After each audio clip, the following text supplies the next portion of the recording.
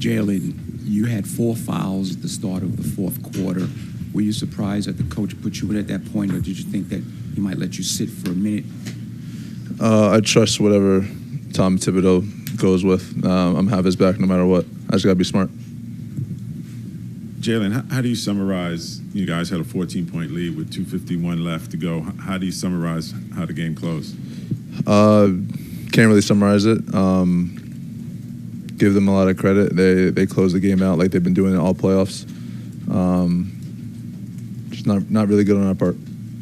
Pretty rare to see a guy like Nesmith hit 5 threes in a row in late game. Just what did you see on the defense from him that let him get those shots up? I mean, it wasn't rare or a rare sighting. I mean, he can shoot, and but no, when good teams, when they have a hot shooter, they find him. So it's just not good on our part, and finding him in transition and him getting open spots.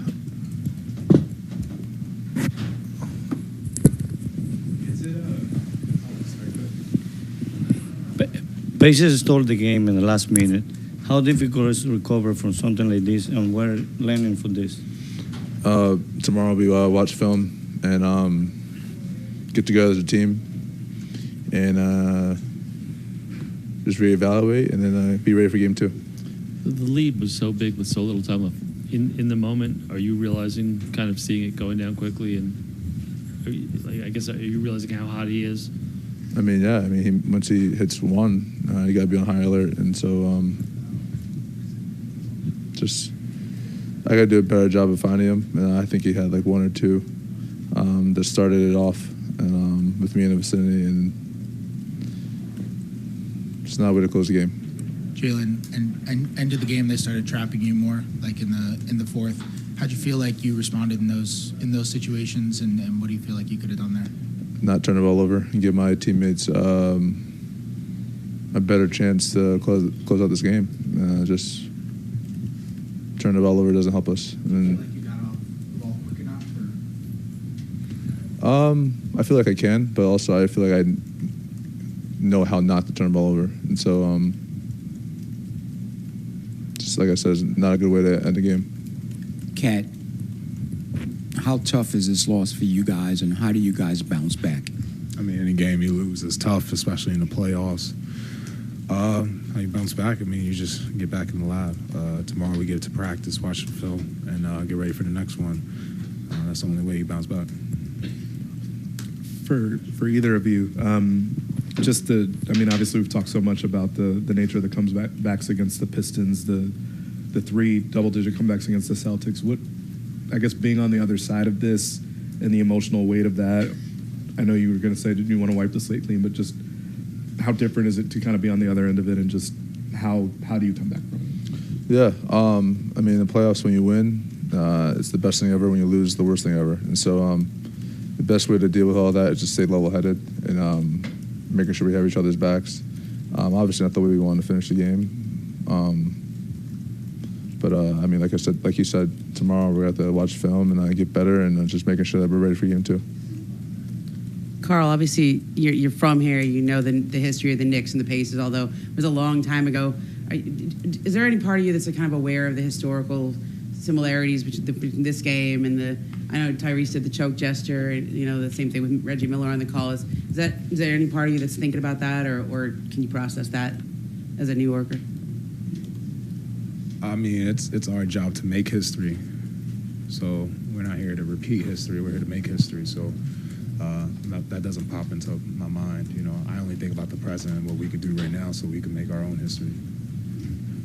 For either one of you, I mean, for 46 minutes, you guys were keeping up with their pace. You guys were kind of meeting their intensity on the glass. Is it hard to, I know probably right now it is, but when you step back and you look at this game, you guys did what you needed to do to win the game until the final 2 minutes. Can there be positives that you take from this and build on it as you go into game 2 and not get too down on yourself? I mean, we didn't do what we needed to do. We would be coming in here and talking a whole different ball game, but there's a lot of things, like you said, that we did good, and we put ourselves in a position to win. It's just about, I've said this multiple times, just executing and being disciplined for 48 minutes, doing that for more of the game than we've done in the last 2 series. We got to be better, in this series, especially against this team, and like you said, we played 46 good minutes. Those 2 minutes is where we lost the game, and that's on all of us. So we all got to be better. We all got to step up to the plate. Jalen, does the experience in the playoffs of dealing with adversity and overcoming adversity come into play here after a game like this? Yeah. Obviously, it's not a good feeling, but a lot of basketball left to be played. So we can't sulk. We just got to get better. Two questions, one for you, Jalen, and for Kat. Did the referees give you an explanation of why they didn't call goaltending on your drive late? And then the other question is, when Obi, you guys were down 1 and Obi got the dunk, was the plan to let him score right away, or was it to foul him? To answer your first question, no. No explanation.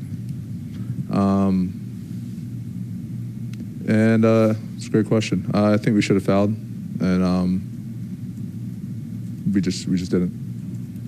Guys, Detroit had a lot of open looks on threes. Boston had a lot of open looks on threes, and tonight, Indiana had a lot of opens on threes. How do you close that gap? How do you defend that so that they don't have those clean looks at those threes? We got to get to their bodies and stay connected. And they play at a fast pace. They play a space game, and so now when they're driving the lanes, and it's easy to collapse, and then we're in rotation, and then they're lining up open threes. We just got to rotate better and get to bodies better, and just making sure we're connected.